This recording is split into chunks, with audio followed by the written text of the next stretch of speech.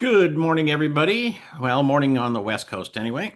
Afternoon, evening, and tomorrow for people in Australia. Uh, I'm Carl. Welcome to my 17th annual State of the Nation address for SMB IT. And today's topic, well, the theme, which we'll get to after a few preliminary elements, is AI and the return of the true consultant. We're going to jump into it just because we got about 2 minutes worth of things to do, and I don't want to punish the people who are here on time, which is about 35. So that's not bad. People are joining all the time. We had about 10 people sign up at the literally last minute, so I appreciate that. I'm Carl, and I would love to connect with you on LinkedIn. And I have my most recent book is out, The Absolutely Unbreakable Rules of Service Delivery. And just a reminder, if you're a member of the Small Biz Thoughts Technology community, you can download that for free right now, along with all of my other books. So just go ahead and get that. If you are not a member of the community, A, you should join. And B, you could also get it on Amazon or at our store at smallbizthoughts.com. So a little bit of just taking care of business here. I have the chat enabled. Feel free to talk about me behind my back. I'm totally okay with that. I would prefer to take questions in the Q&A module, so I've got them all in one place. Don't have to scroll through an hour's worth of chat. So if you have questions, queue them up there, and I will take questions at the end. It is being recorded, and the recording will be available at mspwebinar.com. There is a handout at the end. And so if you are registered for this and you registered online and so forth, then you're going to get a follow-up email and it will have the information on getting your handout. And I have to be honest, I think the handout is worth getting. So, of course, I made it, but whatever. AI transparency. We do use licensed graphics, and I use some AI generated graphics, which will be very obvious when you see them. I do use AI for research. I do not use it for writing or for generating any kind of text. And as I say, I do like to play with the toys.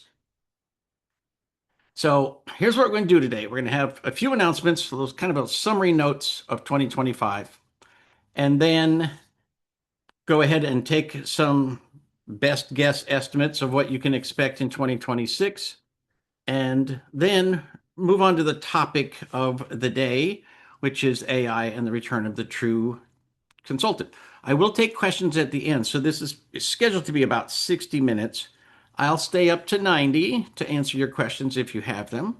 So I know if you have to go at the top of the hour, you should be able to get the whole thing that was prepared. If you want to stay for questions, obviously you're welcome to do so. So 2025 was a light travel year for me. Many of you know I've enjoyed staying home with my granddaughter and making sawdust in the garage and doing other things. But also, I did get a lot of work done. We produced a lot of things. I did a number of speeches and, visited some cities. It wasn't, 20, 30 cities the way it was 10 years ago. But I think 2026 will be a heavier travel year. I think I already have more speaking gigs for 2026 than I had in 2025. So wait for news about those. We did put together 10 5-week courses at IT Service Provider University. And, that's a heavy haul. I do have to say, 50 weeks worth of training. And wrote over 100 blog posts on the Small Biz Thoughts blog, which is also a good deal of work. So I haven't been lazy all year. And then we had lots of videos and other things. I appeared on several people's podcasts, including our own, and put out about 62 newsletters between Small Biz Thoughts and Relax, Focus, Succeed. So if you're not connected to all of those things, you certainly should be, and you will get an email inviting you to connect when this is over. Oh, another big thing that happened. Actually, technically, it happened January 1st, but it was obviously months in the preparation. We have been acquired, Small Business Thoughts has been acquired by MSP Radio, and that is run by my very good friend Dave Sobel. And ITSPU is also acquired. Those things go together. So we have a lot of stuff planned, and I just hope everybody just kind of hangs in there and engages us. And we'll promise to give you good things in the year ahead. And in fact, as Dave likes to say, like better together. Like the stuff that he does and the stuff that we do really does combine very nicely. I don't do the kind of news and analysis, certainly not every day, that Dave does. And a lot of the stats that you're going to hear today are due to the research brought to us by Business of Tech. If you are not engaged with the Business of Tech podcast, I highly recommend that you subscribe to it on your favorite podcatcher. It is 5 days a week plus bonus stuff. And the bonus stuff is now going to be eventually going to be merged in with some of the Small Biz Thought stuff. So stay tuned for how that all works out. But wander over to businessof.tech and you'll see all the details there, and you'll see quite a bit of a news page. And if you haven't checked it out before, I think you'd be pretty impressed. Also in 2025, the National Society of IT Service Providers continues to evolve. We will have our fifth anniversary in 2026. So that's a a good milestone, I think. And we're just literally about to announce the Authorized Training Partner Program, which is a program that will have training centers like ITSPU and, of course, all the others be able to get a certification that says, "Hey, provide continuing education credits for uh, things that are going on at National Society of IT Service Providers." And so there, you're going to start seeing those badges and those sorts of things. And of course, that means the Professional Development Committee has a lot of work to do to say, okay, what's the next achievement that we're going to do and step up from there. So we are actively working to professionalize the industry. And part of that is professional organizations have continuing education requirements. And, obviously, this entire presentation is going to be about, what are you going to do about AI? Well, the first thing you have to do is learn it. So education is a never-ending piece of the puzzle. All right, so quick scorecard of 2025. I didn't have a lot of like major, tantalizing predictions, but I always do a little bit of look at the economy and how I think that's going to affect us as an industry. And as usual, I have to give the disclaimer. I'm not an economist. I'm not an accountant. I'm not a financial wizard. I'm not a financial advisor, blah, blah, blah. You're responsible for your activities, so forth and so on. But I have been self-employed since 1995. So I just passed the 30-year mark of not actually having a job. So, you know, I think I know something about business in all that time. So in 2025, my prediction was that the market wants to grow, but it's going to be a rough ride. And I think in 2026, you're going to see pretty much the same thing. And, that was not that it will go up was not particularly difficult, but people have very short memories when it comes to these things. 2022, if you look at it, was a horrible year and it ended down for the entire year. And that was not so long ago. And that was post pandemic. So, it's possible on any given day, any given year for the stock market to do whatever it wants. And I believe in 2026, you're going to see a rougher ride than we had in 2025. And I believe it will still end up. The market needs these corrections from time to time. And when there's more uncertainty, it needs more corrections to basically, see if they've reached the bottom, see if there's a strong foothold from which they can climb to the next level. And if it falls through, well, they just keep going until they find a strong foothold to build on from there. So it's a process and it takes some time. But in the long, long, long run, it will always go up. So or at least so far in history, it's always gone up. So, but in the meantime, it's a rough ride, and you need to just, in my opinion, invest and don't look at it every day. So in 2024, I made a somewhat dire prediction that the the private equity, I don't know, extravaganza that's been going on for about 5 years is literally going to crash the economy. And this can be stalled if we can put some guardrails in place. But the problem is what we do again and again and again. The last time was 2008, but it happens about every 15 to 20 years. We let some piece of the economy get so out of line that there's all kinds of stuff going on that cannot be sustained. And when it collapses, it takes the US economy with it. In this case, I think it's going to be the global economy, and that's going to be a very serious thing. And I think it'll happen by 2030. And what do I mean by that? Well, private equity is built in many ways on a house of cards.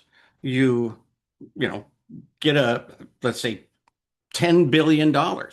And so you get $10 billion worth of companies that allows you to borrow $10 billion worth of money. So now you go buy some more, and now you have a $20 billion theoretical company, and it just keeps going and going and going. It wasn't very long ago that ConnectWise became the first billion-dollar corporation in our industry. And now they're everywhere. Literally, you can't count how many billion-dollar corporations there are. And they need to grow and grow and grow, and that's their job. And so I don't think that the regulators are going to be able to keep it under control. And eventually, when the bubble bursts, because money can't come from nowhere, when it bursts, it will take a lot of things with it. Private equity has really gone into hospitals, nursing homes, urgent care facilities, dental chains, CPA firms, wealth management firms, consulting businesses, and obviously IT.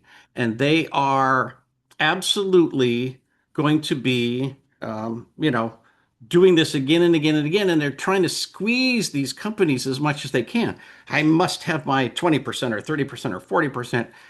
And then they bankrupt a company. They put all of the debt onto one of their holdings, bankrupt them. Now they're debt free and they just do it all again. And that is the business model, literally. And when you see some of these things, you say, well, that doesn't really affect me. Okay.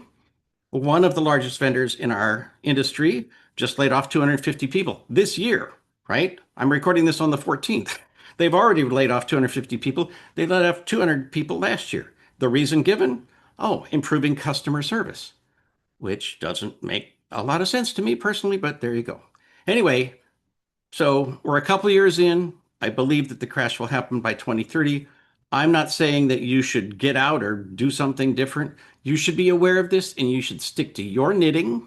Make sure that your company is sound, that you have done things properly so that you will not be hurt. You also need to be able to, be a little agile.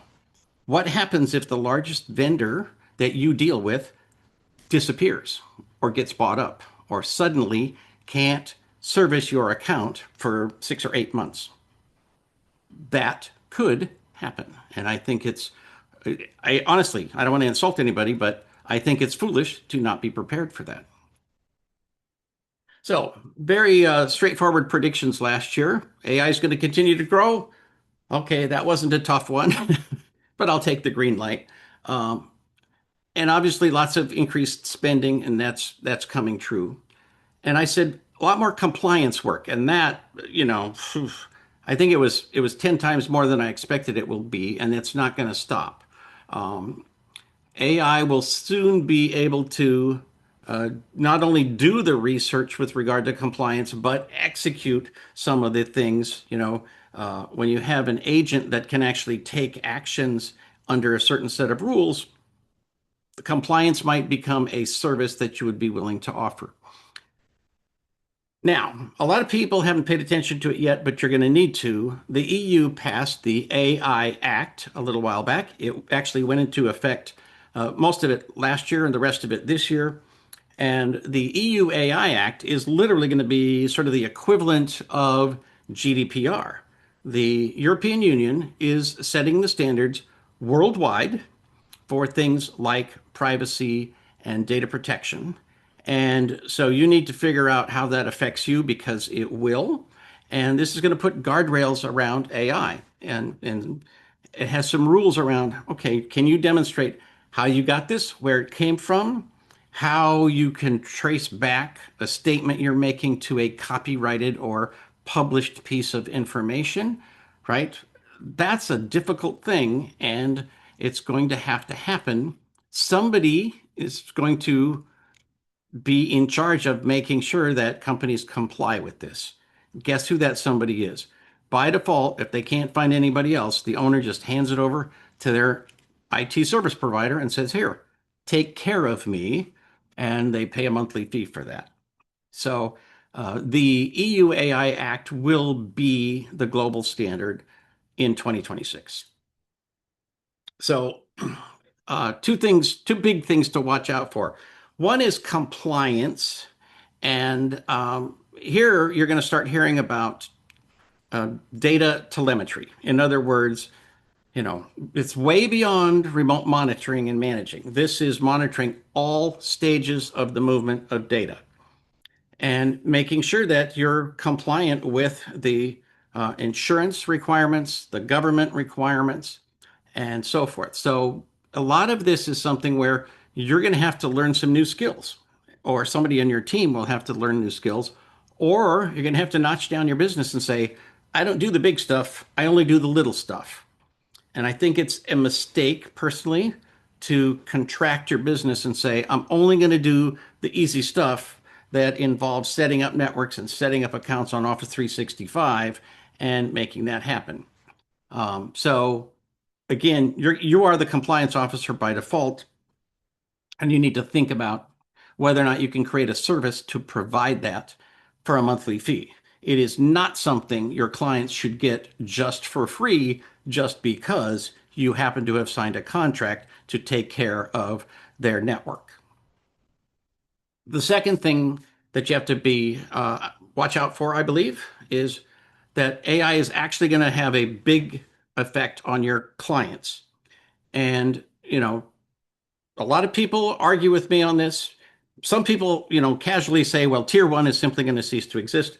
Others say, well, no, that'll never happen. But the reality is, right now, today, go into your favorite chatbot, whether it's, Gemini or, Chat GPT, and say, please give me a plan for taking over all of the most significant, most common chores of tier one tech support.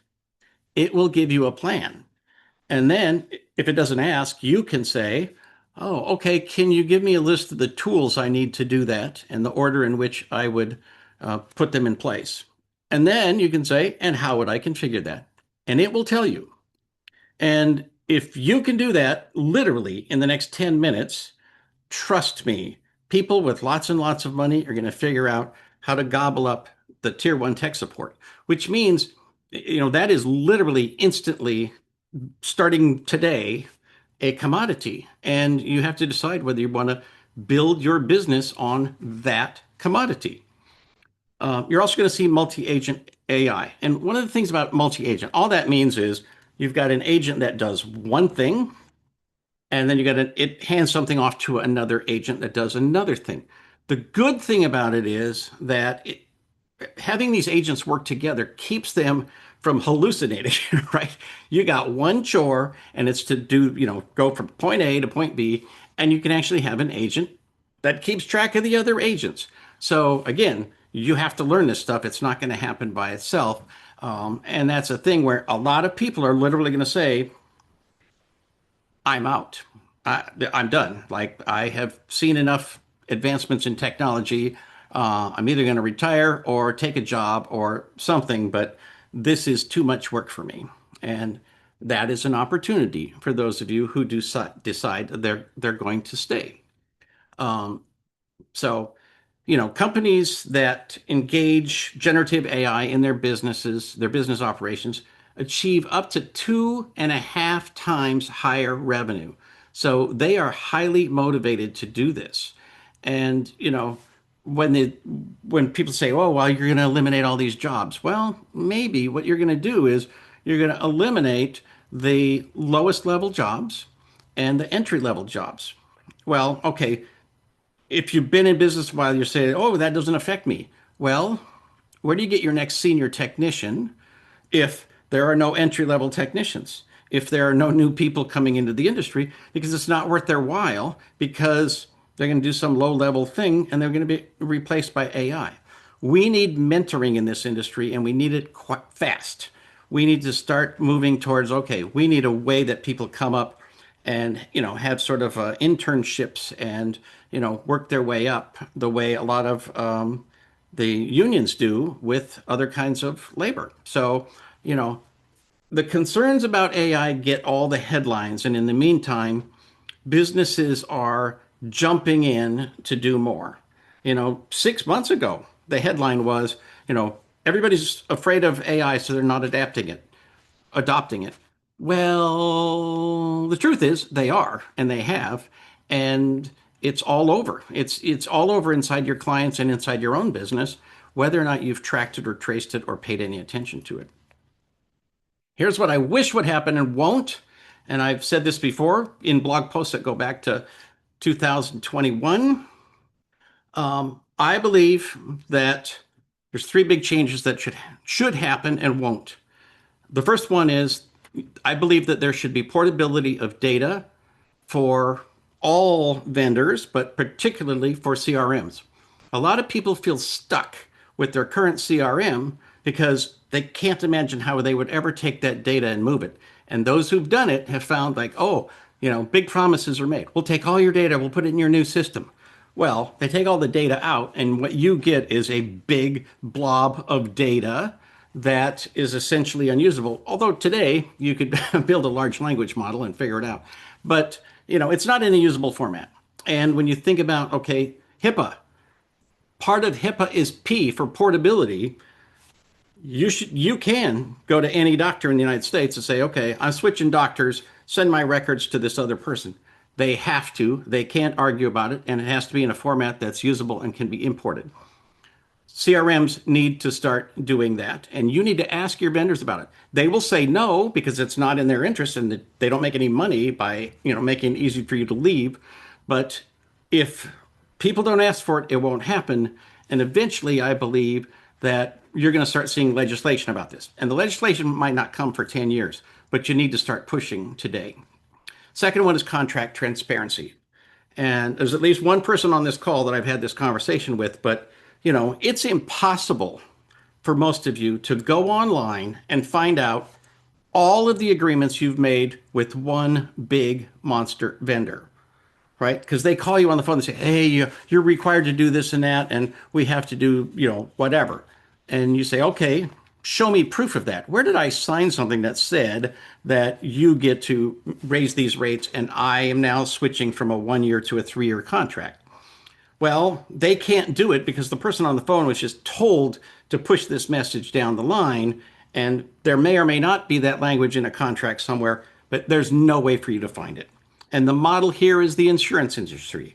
Everybody here, again, in the United States, can go online right now to your insurance company, whether it's homeowners insurance, car insurance, life insurance, business insurance, whatever it is, you can log in and get a copy of your policy. Literally download a PDF of it in probably 5 minutes. It'll take you longer to figure out how to log in than it will to figure out how to download it. Getting a copy of your policy should absolutely be something that you expect, and I believe this is already moving into place for specific industries and very, very small companies. And so what you're going to see is there's going to be a bigger and bigger push. Eventually, you're supposed to be able to do this with your own clients. So can your clients log in, click a button, and get a copy of their contract? Well, not today, but maybe soon. And it's certainly something you should expect from your vendors once again.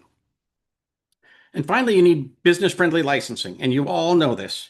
You go to someone like, and I'll throw Adobe under the bus because I'm sure there's nobody from Adobe on this call. You got whatever. You got 7 licenses, but you need to move down to 5 licenses of their cloud. I get that that's going to expire on May 14th, and so, the licenses can be changed then, but I need to be able to go on right now and lower my licenses. Instead, they say, oh no, you've got a 3-month period in which you can change your licensing, and then it'll take effect then, right? And if you miss that window, well, I'm sorry, you don't get to change your licensing for another year. And we moved from our cloud storage provider completely and 100% because of this issue. Because we're like, hey, there's no reason that I should be paying for something that I don't need. And they were like, yeah, sorry, come back to us in another year. And I'm like, no, I'm not coming back to you ever. And again, I think that you are going to be required more and more to have business friendly licensing, and you should expect it from your vendors as well. Deep breath while I take a sip of coffee. 2026 is the year of the horse. So there you go. Important safety tip. All right, topic of the day, AI and the return of the true consultant. The word of the year is bespoke. So that's why we have this robot is getting a bespoke suit, right? Custom made for one person. And I believe that bespoke service is the thing that most of you try to provide, and it is what's going to separate you and help you to be successful going forward. The nature of how you do that is going to change.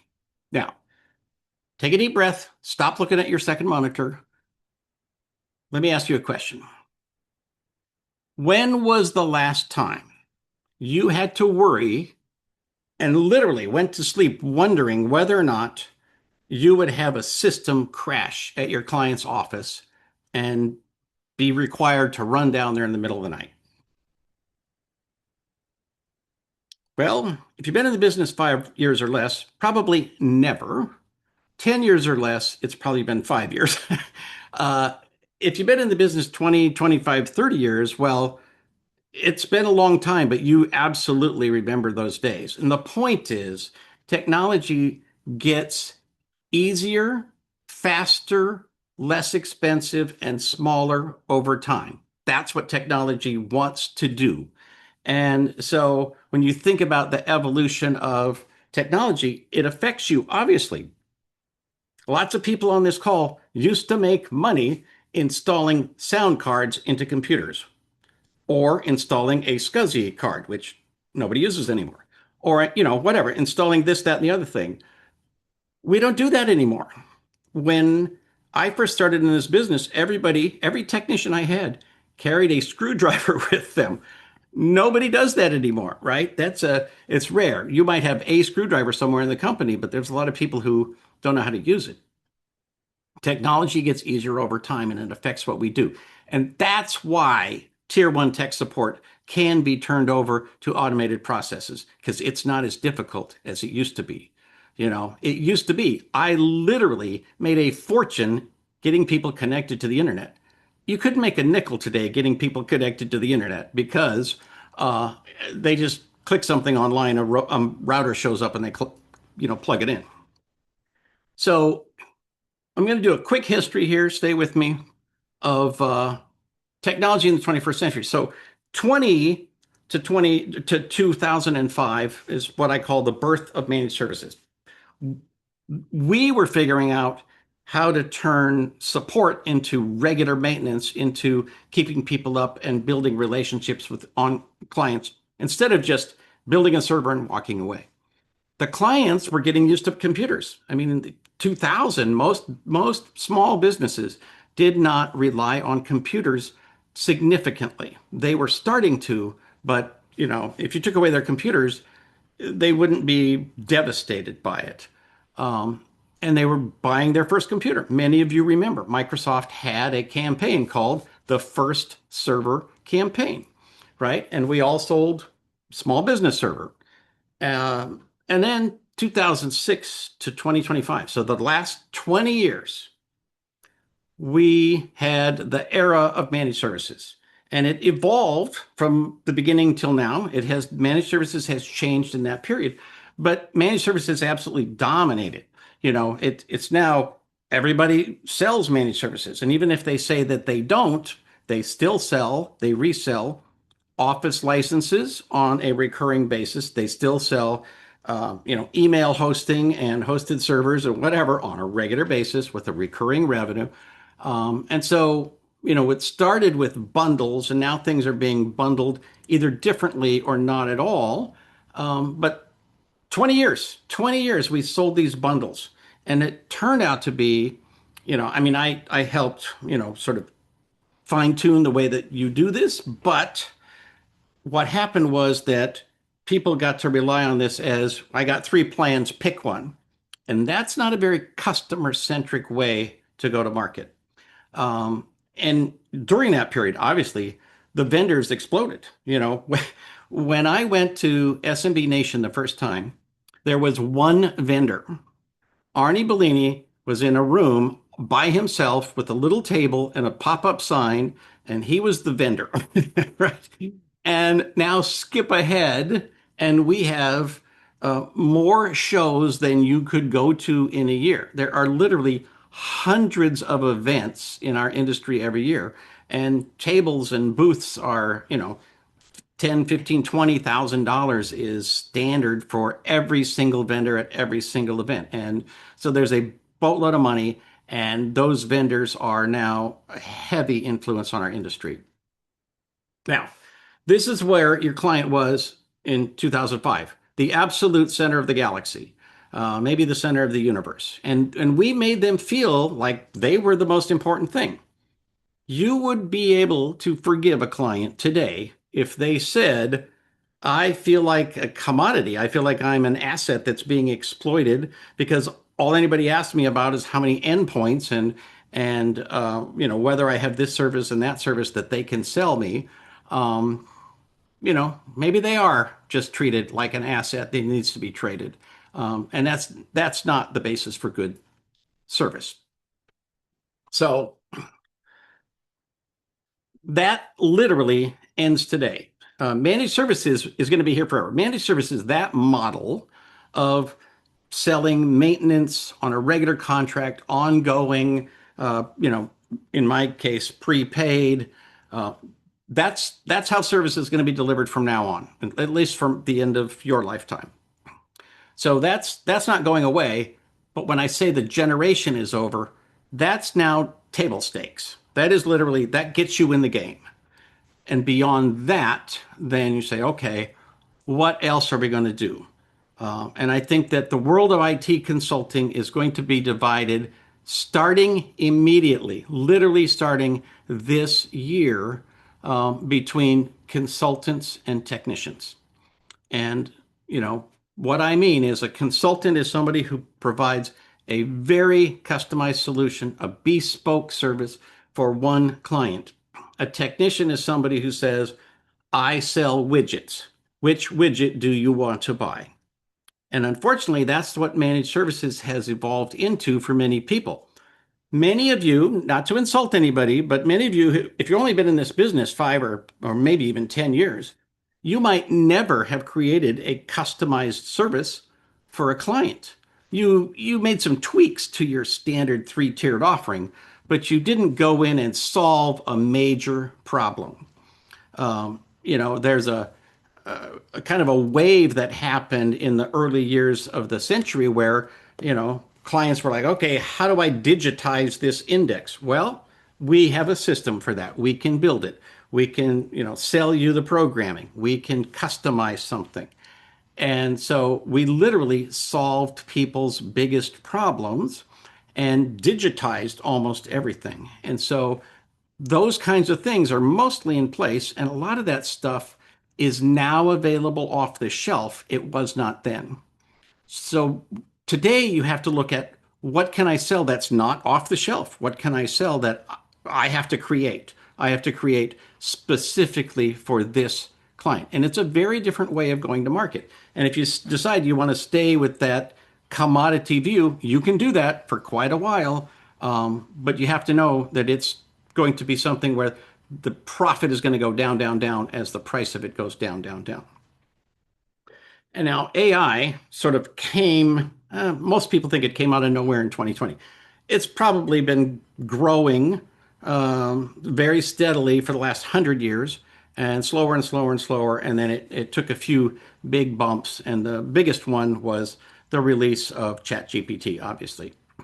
And so, even just right in as the pandemic was starting, a lot of people would say, well, I don't really understand the cloud or I don't want to go there or whatever. Now, most of the companies are being created in the cloud. It would never occur to them to buy a server. They wouldn't even they wouldn't know what to do with a server, right? And so, we automatically are going to get the AI piece of this if we decide that that's what we want to do. Because building customized systems on AI is the future, right? So you're going to see this more and more as we go on. Now, also in that period, there was a lot of FUD, fear, uncertainty, and doubt. And fear premium is something that a term that economists use. It basically means when people don't know what's going on or they're afraid to do it or afraid to make the wrong decision, they will pay somebody else to do that for them or to help them make the right decision, right? I mean, that's why you go to an agent to buy insurance. It's why you go to an accountant to help them with your finances. That's why you go to a financial planner, right? You have a need for it and you don't feel comfortable with it, and so you pay an extra amount for that. Well, you know, our clients literally, when the internet was new, they weren't sure whether they wanted to go there. They kind of knew they had to, but they weren't sure they wanted to, And same thing with, they feared Y2K until it was over and turned out that we saved their bacon, right? They feared servers and they feared the cloud and right, and they feared AI. Well, that fear of AI is gone. In fact, the fear of all of this is gone. Clients are no longer afraid of technology, and that's a huge thing. When you have people who say, well, I don't need you to tell me about technology because I can just go online and download it. Well, you have to hear those words and you have to understand that that is their reality. You also used to be the gatekeeper. You used to be able to decide, no, you can't install that on my network. Right? You can't install this software because it doesn't work with that software. Everything has to come through me because I'm the one who can make sure it all works together and it doesn't bump into other pieces, right?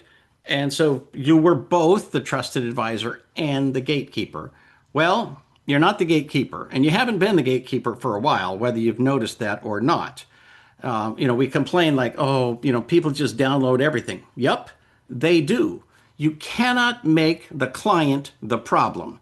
They are going to do what they're going to do, and they're the ones with the money paying your salary. So stop treating them like they're the problem. One of the biggest pieces of this is cybersecurity. We say, oh, don't click on this and don't click on that, and I'm going to have you, receive an email with a little training on how stupid you are because you clicked on the wrong thing in your email. You'll get one of those videos every day.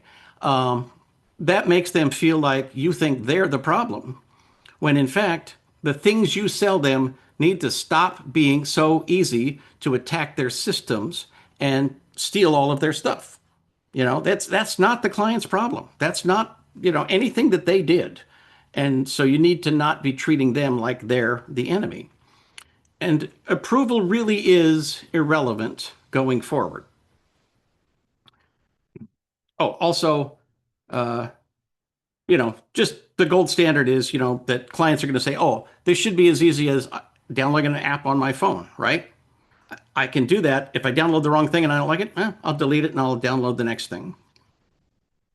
Office hours, business hours have also disappeared. And a lot of this has been coming, again, for a very, very long time, but accelerated dramatically in the pandemic. Everybody went home, and then, you and I have been working remote our entire careers. And, for me, that goes back a long, long, long time because I'm super old. I'm almost as old as Keith.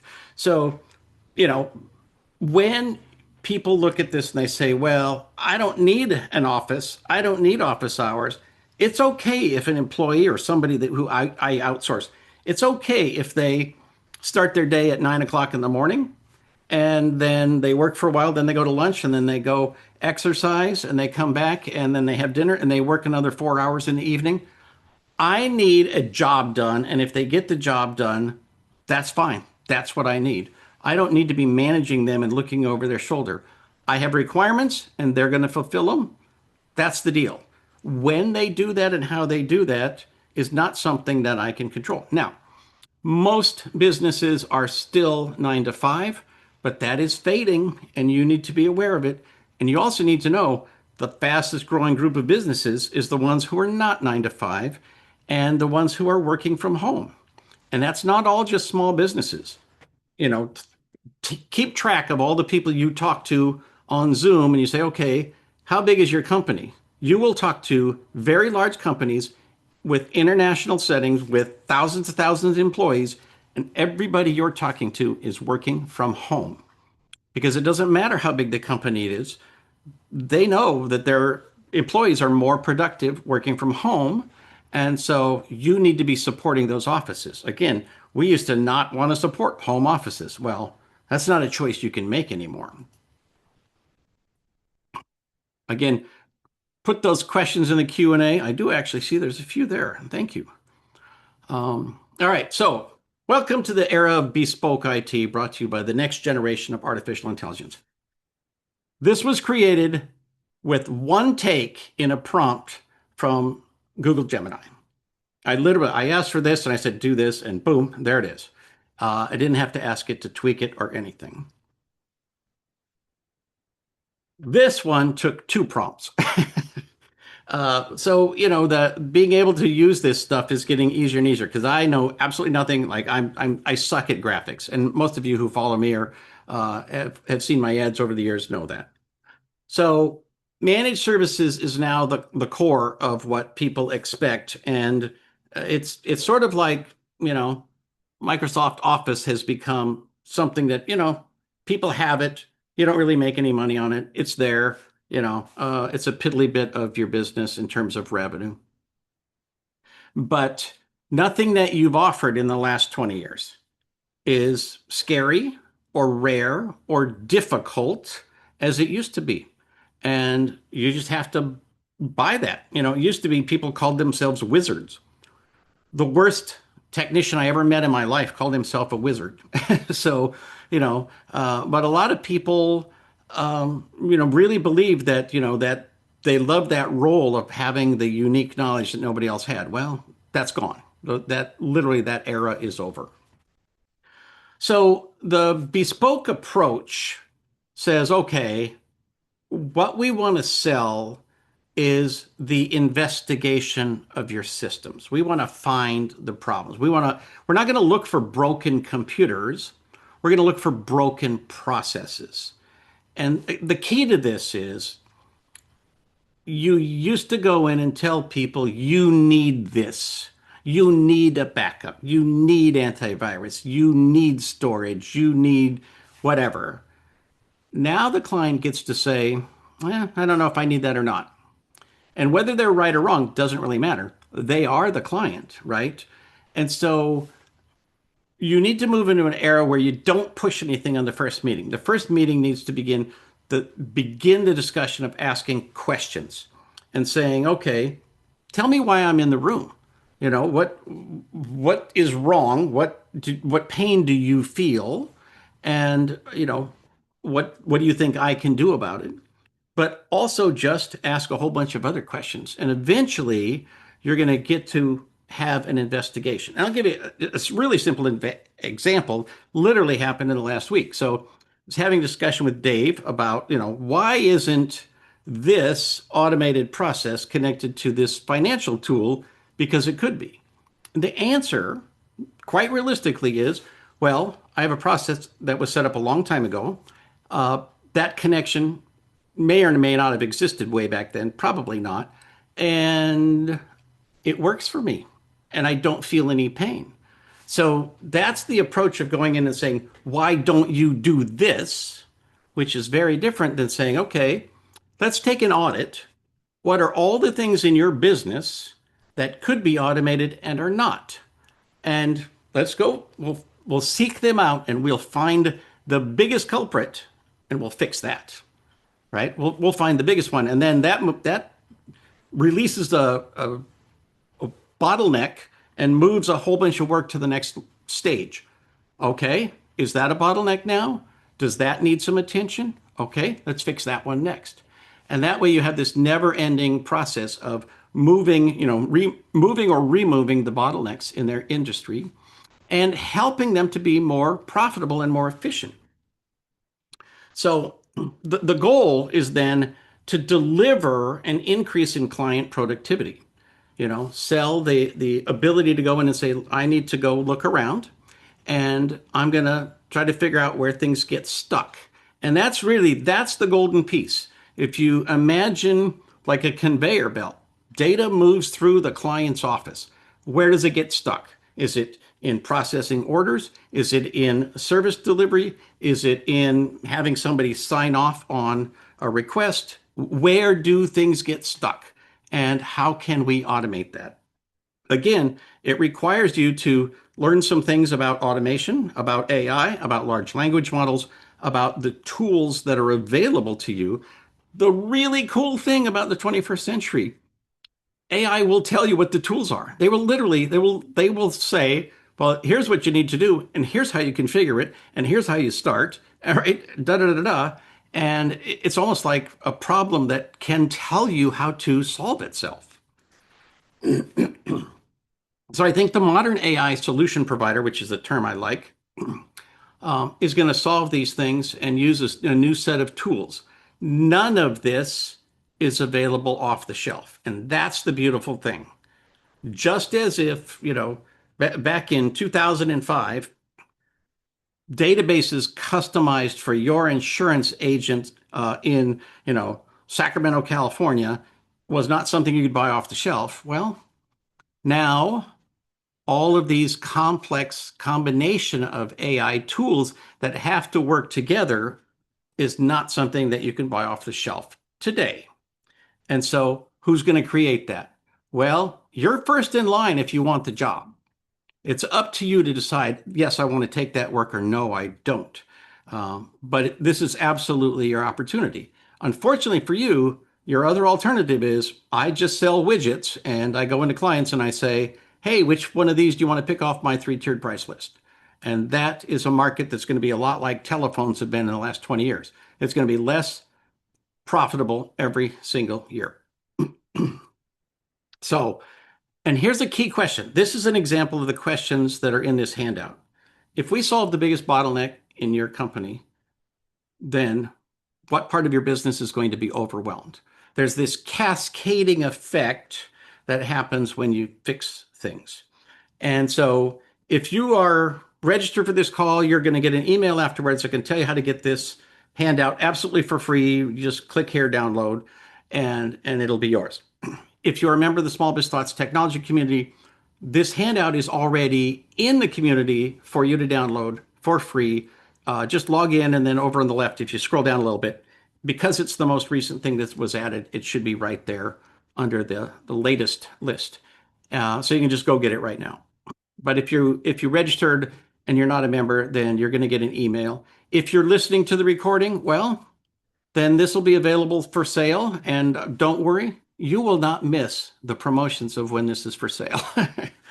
This is a list. It's about 10 pages. It includes an introduction of my sort of philosophy of doing these roadmap questionnaires, roadmap meetings, how this can guide a never-ending conversation with your clients. And then it's got 100 questions that are, like the one that's on the screen. So they help you to explore different pieces of the client's business and figure out, where are the processes that are broken that we can fix. Now, what happens is, again, this is cascading. So you think about a client, you fix a client's system. All right, you got all their stuff working. Now they've got clients that are they going to now overwhelm their clients, or are their clients going to overwhelm them? And their clients have clients, and on it goes. All of these businesses need to improve their processes and procedures. And you're first in line if you want the work. Um, and because the fear premium is going away, luckily for you, there's something to replace it. And I call it the complexity premium, that AI and making all this stuff work, it's more complex than things that they have seen in the past. And the average attorney, the average restaurateur, the average dentist, they don't know how to do this. And in some cases, they don't even know why they would do it until you say, well, you've got this process that's broken. You're not getting orders processed appropriately, and as a result, you've got people on the work floor just waiting for their job to come to them. Uh, Now, when you fix that bottleneck, are you going to overwhelm the work floor? Okay, how can we make that go smoother? And on and on and on. So, unfortunately, it's an irony that works quite well. That when you fix one thing, you will necessarily break another. So, the era literally begins today. And this is the age of true consulting. And I say true AI consulting because most of you can design all kinds of great things to solve all kinds of great problems. It's just we haven't been in the habit, most of us, of doing that for a long time. We have had, 60, 80, or sometimes 90, or even 100% of our revenue come from here's a list of things, pick one, and we'll start installing it tomorrow. And so that puts the focus on you. Here's my list. Here's my stuff. Here's what we provide. Here's what we do. We. Pick one, and we'll send you a bill. And it really needs to be focused on the client and asking questions and listening.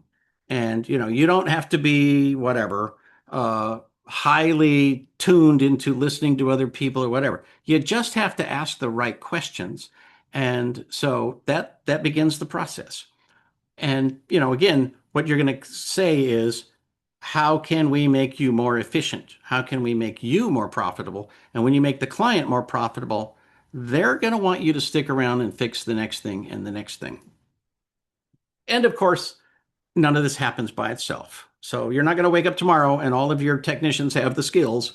You're not going to wake up tomorrow and have a nice list, because the list I'm giving you, obviously, you're going to fine tune it for your business, your skill set, your technicians, your clients, your service offerings. But you have to do the work. And you're not going to be able to say, "Hey, Chat GPT, do this work for me." Well, that's not going to work. At some point, you actually have to do the work yourself. And so you do need to learn new skills, but that starts by saying, okay, what new skills do I need? Learn them yourself. Make sure that your technicians can deliver them. And you may need to get new technicians if the ones you have are not willing to learn these skills. Um, I also encourage you to sign up for the Relax, Focus, Succeed newsletter. This is my monthly look at helping people balance their personal and professional lives and being more successful in both. And, I think that the time is ripe for us to look at a balanced view of not just our lives, but our businesses. And businesses should no longer be run from the top down as a command and control structure where we think we have to look over the shoulder of every single person who works for us every single minute of the day to make sure they're doing their job. There's a different way of looking at the world, and it involves a lot more balance. So I encourage you to check out the Relax, Focus, Succeed newsletter. It comes out once a month. And with that, I will take a look at the questions you have. And also, obviously, if you haven't joined the Small Biz Thoughts of Technology community, today's a great day to do that. Can we have the slides? Nope. Uh, Keith, do you suggest partnerships with local community colleges for teaching, training, and interest? Absolutely. Uh, that is one of the best things that you can do, because the folks who are getting trained, especially at the tech schools, like they're literally going to be on the cutting edge, right? They don't have to unlearn anything. They don't know how it was done in the past, and they don't really particularly care how it's done in the past. They just need to know, how do we use these tools today? Um, uh, all right. Comments from Josh. Thank you. Thank you. So, all right. Anonymous. Please make sure Harry Brailsford gets his question answered. He had trouble using this box. Okay. Um, with tier one issue, you mentioned about money and talent. Would you comment on offshoring this type of activity? Well, offshoring is just a fact. It is happening. It will happen. I'm amazed at how quickly people in the United States, technicians in the United States, have adopted offshoring. Um, 5 years ago, almost nobody in our industry did it in the US. At the same time, 5 years ago, almost everybody in Australia was doing it. And so Australians always say, well, oh, we're behind the United States. Well, they weren't on that, I guarantee it. Um, and lots of people are very comfortable having a team offshore. And, I won't even get into the argument about whether or not you're taking jobs from somebody or this or that. Nobody is guaranteed their job, their income, their clients, right? They're part of the market. That's just not the way the world works. You have to compete where you have to compete. And if the best, fastest way for you to get something done is offshore, well, you just ought to do that. That is a wise business decision for you. And yes, there will be people who have to work differently, but that's just the way the world goes. When people decided that they were going to, buy cars and drive around, well, a whole lot of industries had to decide, well, am I going to still make these things for horse-drawn carriages or am I not? And, on and on and on. Everything evolves over time, and that's just part of it. Personally, I believe that the flatter the world is, the better. And I have used offshore folks, I think 20 years now. Well, maybe longer than that, actually. Um, it's just a fact. It is the way the world works now. Will the Zoom recording be emailed to us? No, the Zoom recording will be on the site where you registered. So mspwebinar.com. That's where the recording will be. You will get an email that points to the recording, so you will not be able to miss it. Herb, should we have a 24/7 help desk? Well, that depends. Um, some of you should and some of you shouldn't. If you have clients who, are all over the map, like you say, well, I'll take on all those people who are, content creators or whatever, and they don't work 9 to 5 and they work anytime, anywhere. I'll support them. Okay, if you build a business around that, well, you kind of have to have somebody available 24/7, but that's where other people's children come in. There's somebody somewhere who will provide that support anywhere in the world, and it might be in another country. Um, but if your clientele are all of a certain industry, right? They are all in, a certain industry in one city or one county or one country, then you probably don't need 24/7, especially if they're, fairly rigorous. Like a lot of professionals, accountants and attorneys and so forth, they don't do a lot of work in the evening, and they don't have much support needs at midnight on a Saturday, right? So you have to customize that for your clientele. But again, it's one of these things like if it's hard, if it's difficult, if it's a pain in the neck, there's probably a little more money in that. So you might decide that this is the time to be the 24/7 help desk and resell those services to other technicians. Gloria, should we start with ourselves and our own business? Where to start? Well, actually, yourself is not a bad place to literally go through this list and say, let me look at every single process in my company and where do things get stuck? I mean, I know for a fact a lot of you are still, after 30 years, you can't get technicians to fill out a time card. Fix it. That's a process. A process can be fixed. That's the way processes work. A lot of you say, well, we get stuck because the job is done and we don't invoice anybody. Why don't we invoice? Well, for some companies, it's because there's a bottleneck where somebody has to approve all of those, every little minute of that time card. Somebody has to be authorized to click this box or whatever.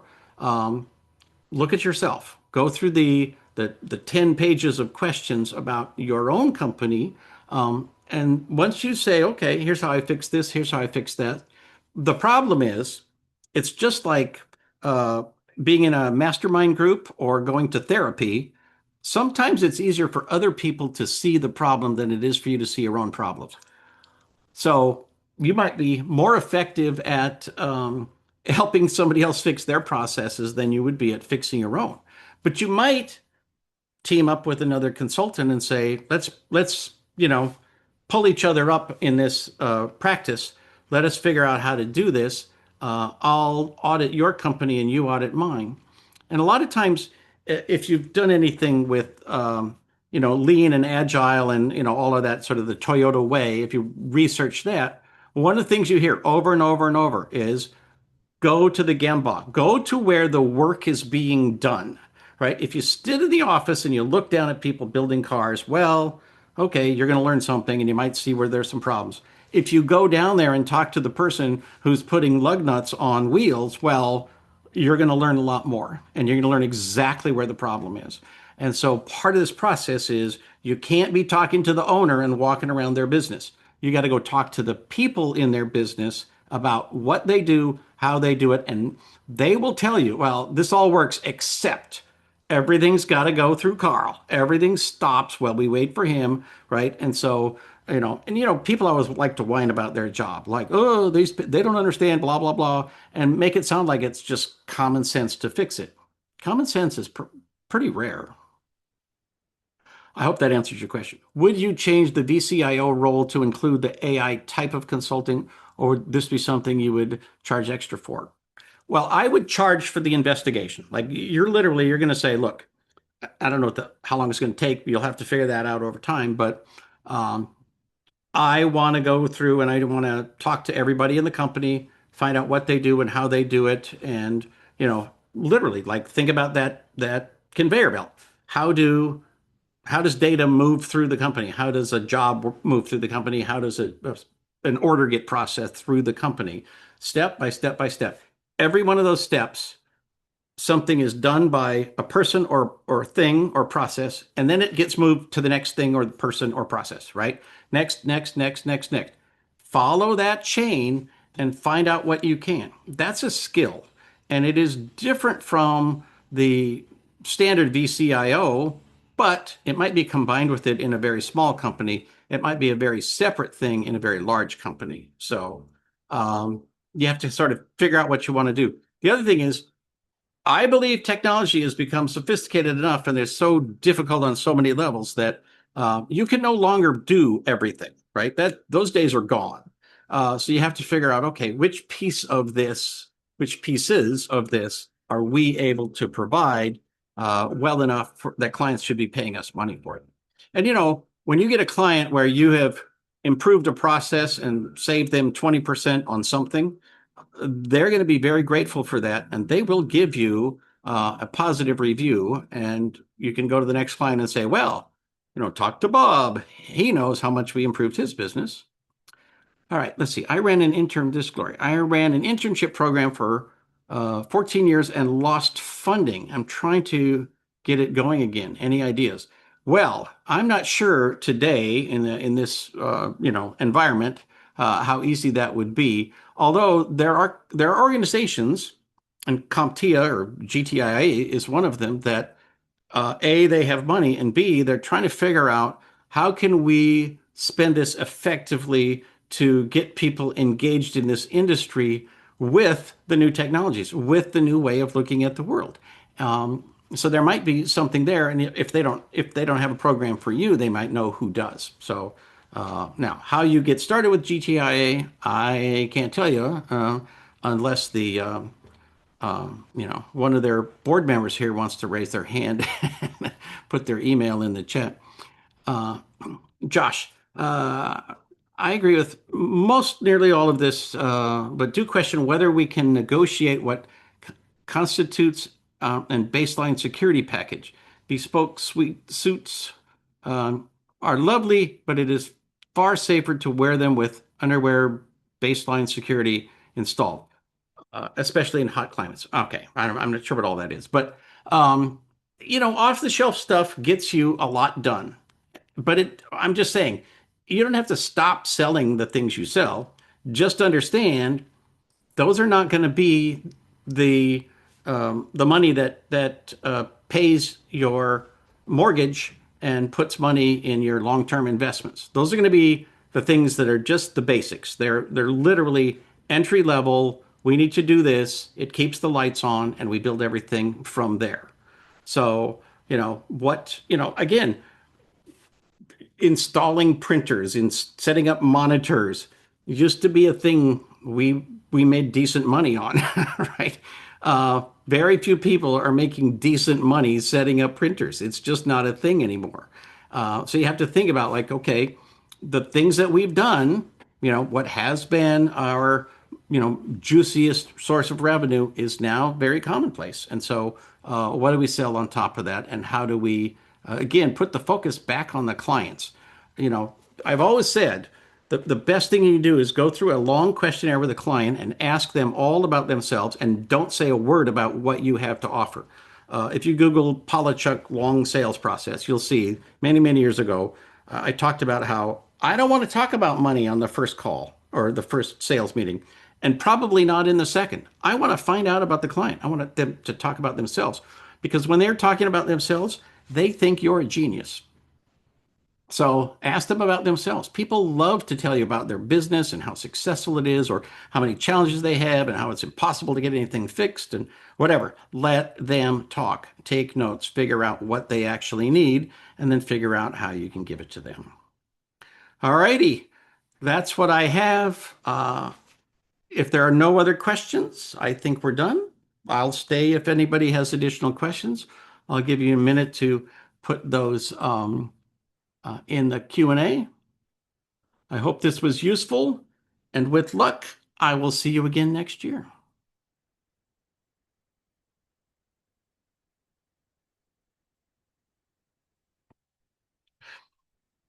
All righty, I'm not seeing any additional questions, so I'm going to go ahead and stop the recording.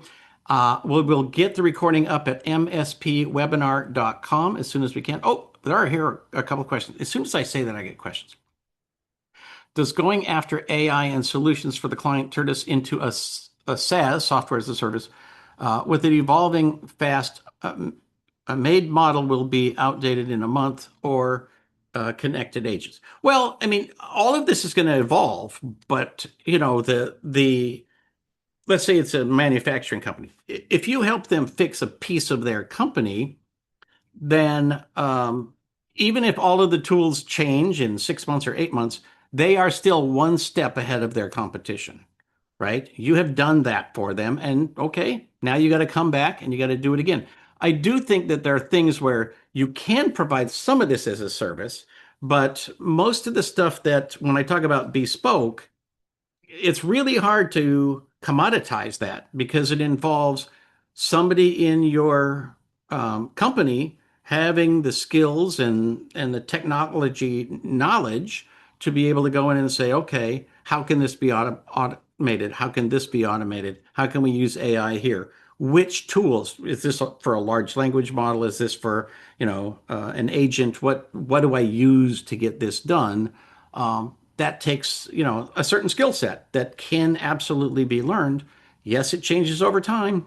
That's what our business is. Andrew, you knew that when you got into it. It changes every single day. So the pieces that you could sell as a service, I think you should. I don't know that you could sell automation as a service, but I'd be completely in favor of it if you figure out a way to do it. So let me know. There might be a book there, right? Herb, thanks. Oh, thank you all. Alrighty, any other questions? Put them in fast.